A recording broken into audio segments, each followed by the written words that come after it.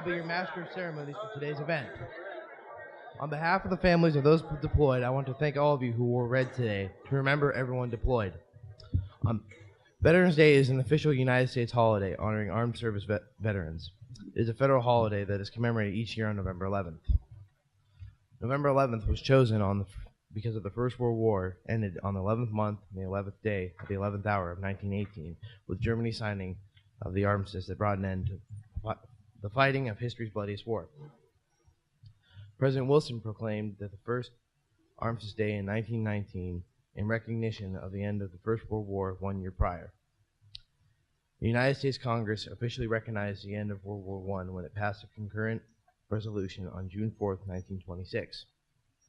Following Second World War and the Korean conflict, Armistice Day became Veterans Day by an act of Congress in 1954.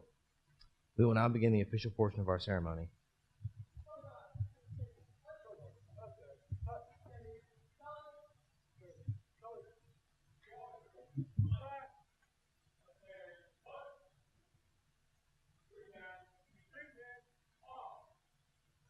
Please stand as the Air Force Junior ROTC posts the colors and Emily Warner sings the national anthem.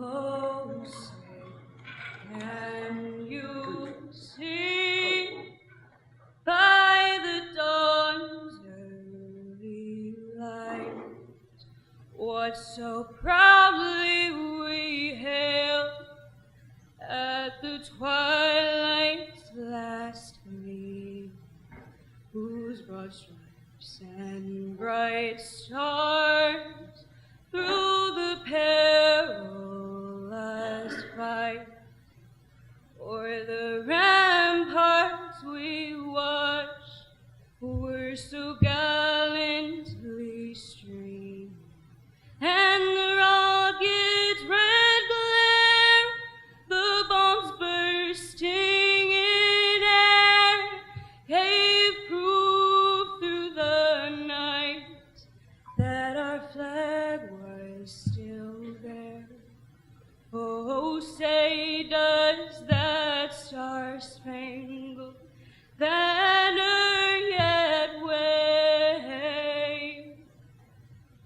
for the land of the free and the home of the brave?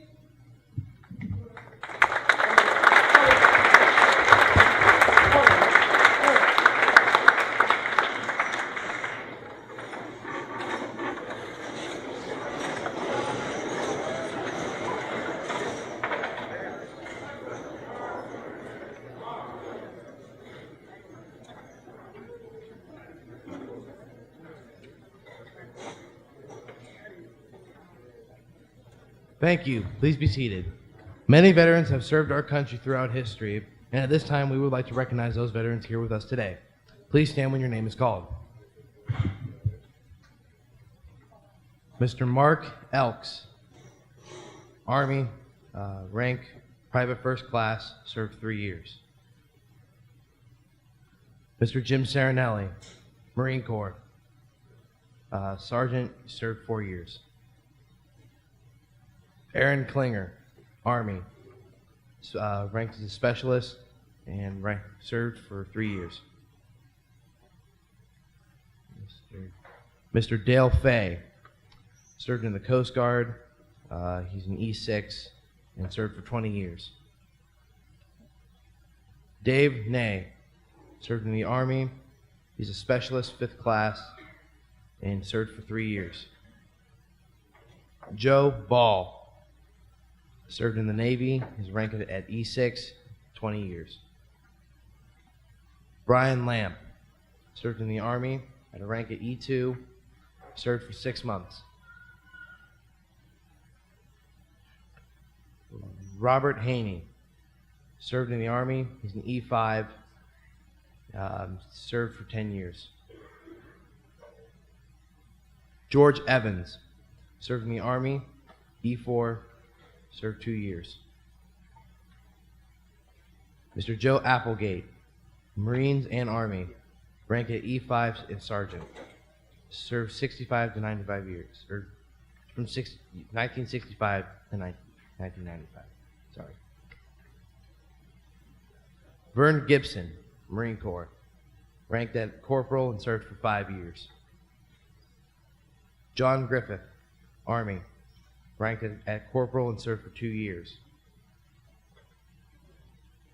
Ronald Mahan, served in the Army, ranked at a private, served 1 year. Elmer Klinger, served in the Air Force. He's an Airman First Class, served 3 years. Dave D'Italio, served in the Navy, is ranked at a commander, and served for 31 years. I believe that would be all. All right. We are honored to have you here with us today. Thank you for your service, and please be seated.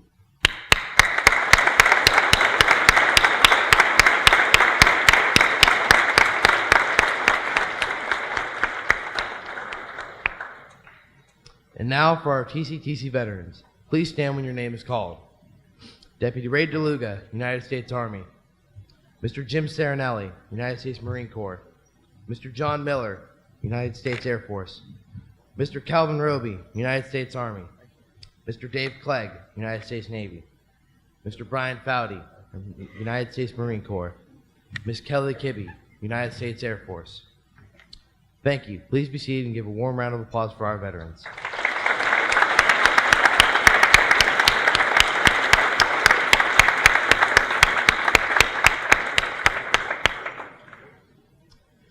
Please direct your attention to a projector for a presentation for our veterans.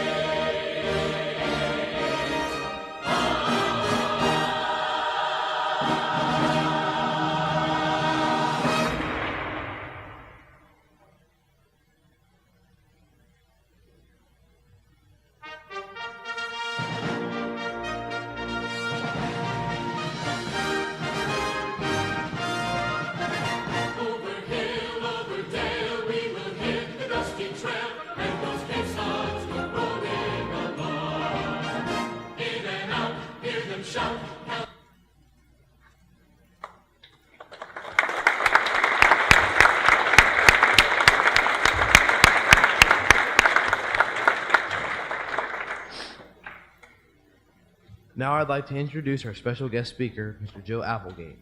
Mr. Joe Applegate has lived in Trumbull County all of his 71 years, being raised in Champion and attending Champion School for the 12th grade.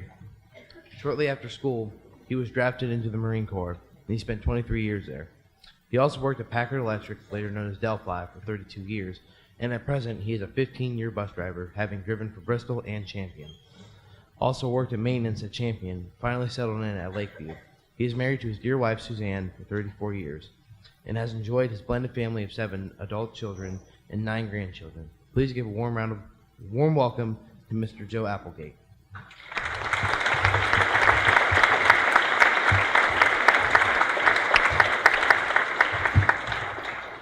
I look over this room here, and I see a lot of young people, and it kind of reminds me of the age that I was once, and that 18 was where I thought I could graduate from high school, but unfortunately that wasn't going to happen. My principal told me to come back after the service, and I could finish up my schooling, and I thought that sounded kind of boring. He said, we can do it for you in a short amount of time. I thought, well, maybe I'll try that, because I wanted a high school diploma. Anyway, that never happened either. I was actually drafted into the Army, and my father, being a World War II Marine, 1st Marine Division, I decided to carry on the family tradition, so I was quick. I had about 3 days to do it. I was quick to go down with my buddy, and we both signed up for the Marine Corps. And 2 months later, I was at 2 o'clock in the morning. I was awakened abruptly by this loud voice in my face and bad breath. And I said, "What's this, the beginning of something that I'm going to have to endure for the next 8 weeks?" It was 12 weeks at the time, but it was shortened to 8 weeks because they had to run these people through to get them for replacements in Vietnam. And I wasn't sure I wanted to go there, but that's another story. Anyway, I'm glad to be here today and speak to the multitude of people, which is the first time for me to give any kind of a speech.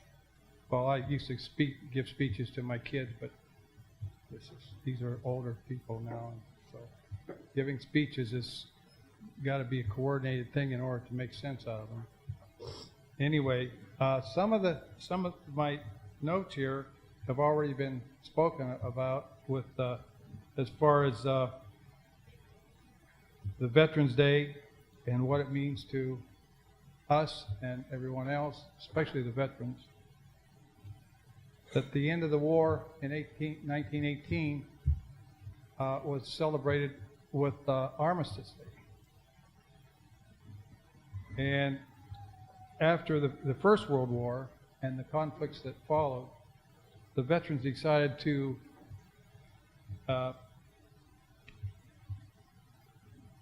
lobby the Armistice Day, and they changed it to Veterans Day so that all servicemen could be honored. As a retired veteran myself, I know what V-Day means to me, and each year that goes by gives me a greater sense of pride to know that I was a small part in preserving a way of life that this country was built on. And we will take nothing less than what our forefathers have handed down to us through the years, and the responsibilities that goes along with those promises that the veteran will sacrifice selflessly to defend this country's namesake, land of the free and home of the brave. And us, the veterans, are the brave, and we will be replaced with those who come after us to defend the meaning of freedom because of who we are and what we stand for, to defend the liberties of every person to live in a country where freedom is first and foremost as our way of life. These men and women come from all walks of life, but share certain fundamental qualities needed to serve a cause larger than oneself. Pride, dedication to duty, a willingness to serve, and to move forward in every phase to accomplish the task at hand. The veteran doesn't stand out in the crowd, and in most cases doesn't want any favors or limelights. Just a simple handshake and a few words of acknowledgement, like thank you for your service. We are just ordinary folks with extraordinary experiences, and sometimes willing to share some of those timeless stories. You never know, maybe a handshake, maybe the simple handshake might just be the medicine that some veteran needed to make it through the day. And it just might have been the only one they ever got. I have a granddaughter that is a gunny sergeant in my beloved Corps. I have a grandson that was medically discharged after 10 years, thinking he was going to make a career out of it, as my granddaughter has. She has almost 20 years in. Unfortunately, my grandson Brian achieved the rank of staff sergeant, but had some back problems, and the Marine Corps chose to send him on his way.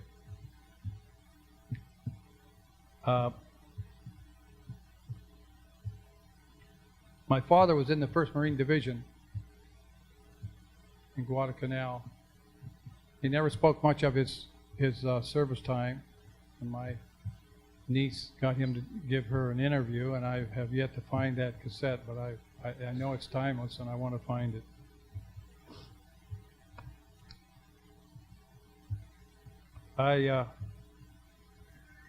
I do respect all and honor all branches, as I was also in the Army, as well as the Marine Corps. I think I have the credentials at 71 years old to say, I don't care what career you choose, but don't look back and say, I wish I'd have done something else. We only have one time around, so make it good the first time. Don't be disappointed in yourself, and don't disappoint other people. It's important, especially if you're a veteran. You stand to be an example in this country for everybody. I thank God for all my experiences in bringing me through Vietnam with just, as Forrest Gump would say, $1 million wound, and I never seen a dime of that money. After 10.5 months, I thought I was going to make it through without a scratch. In closing, I just want to say, God bless you and your families. God bless our troops, and God bless America. Thank you.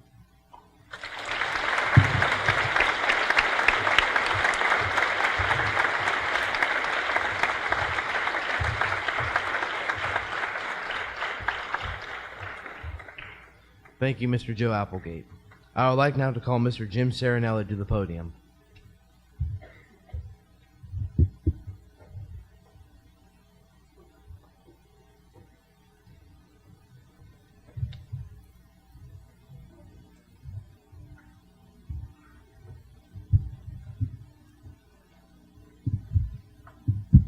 Morning. First, I'd like to say welcome to all of you veterans. Thank you for your service.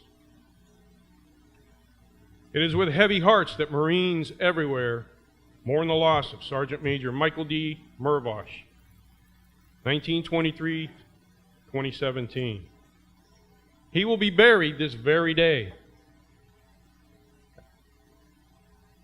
Veterans Day and the 242nd birthday of the United States Marine Corps. And anybody who knew Iron Mike has to know that he probably planned it this way. He's a Marine icon. Iron Mike was leatherneck royalty, a true legend of the Corps, a highly decorated combat warrior who fought in 3 wars and was wounded in all 3, a hero of the epic battle of Iwo Jima in 1945. He joined the Marine Corps in 1942 and retired in 1977 as the most senior enlisted man in the entire armed forces. He held every enlisted rank in the Marine Corps. In addition to being a combat warrior, he was also a drill instructor. So part of his life to his country was making Marines. He served in 5 Marine divisions and was inaugural member of the storied 4th Marine Division that went right out of Camp Pendleton into the Pacific Theater and fought in battles such as Roy Namur, Saipan, Tinian, and the conquest of Iwo Jima. To me, this is a personal loss. I served at Fleet Marine Force Pacific with Sergeant Major Murvash in 1973. In addition to being a role model for me and someone that I really looked up to as being the epitome of a United States Marine, he was also my friend. I'll miss him. We crossed paths later in life after our discharges. When I became a teacher here at TCTC, I contacted him and asked him if he would send me an 8x10 photograph of himself that I could put in my lab, because one of my goals as an instructor in this program, and a promise that I made to him, was that every cadet that came through my program would know who he was, what he did, and understand that he was the icon of every veteran who ever served, is serving, and will serve, and the significance of what that meant to them. He sent me the picture, and he sent a lot more than that. He sent photographs. He sent memorabilia. He sent articles from the newspaper. He sent magazines. He sent black sand from Blue Beach 2, where he landed at Iwo Jima. And a few years ago, he brought himself when he came to the public safety program and visited our cadets. He loved those people, and they loved him. He was one of the greatest men of the greatest generation, and it was an honor to serve with him as a Marine, a privilege to know him as a man, and a blessing to have him as a friend. We have a tradition in public safety in which we honor our country every morning by saying the Pledge of Allegiance. We also pay tribute to Iron Mike at the end of that pledge. We did not do that this morning because we wanted to save it till now.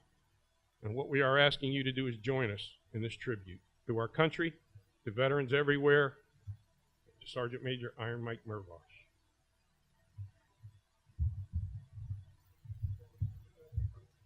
At my command, fire!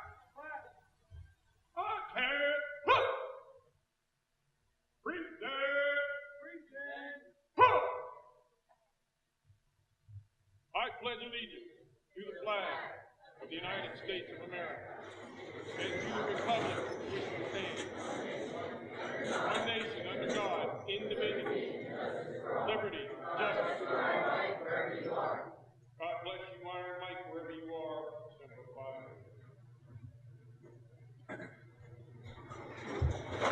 Thank you very much.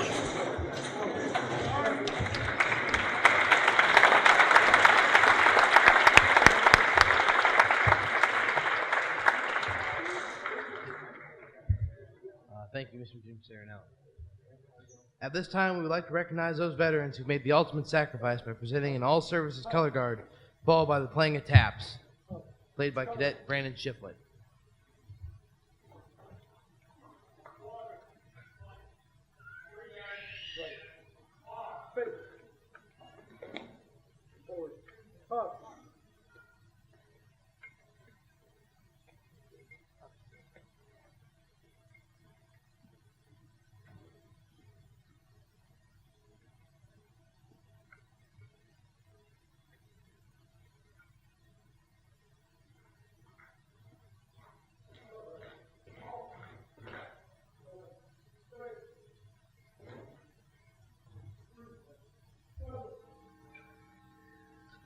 At 11 a.m. on November 11th, a combined color guard representing all military services executes present arms.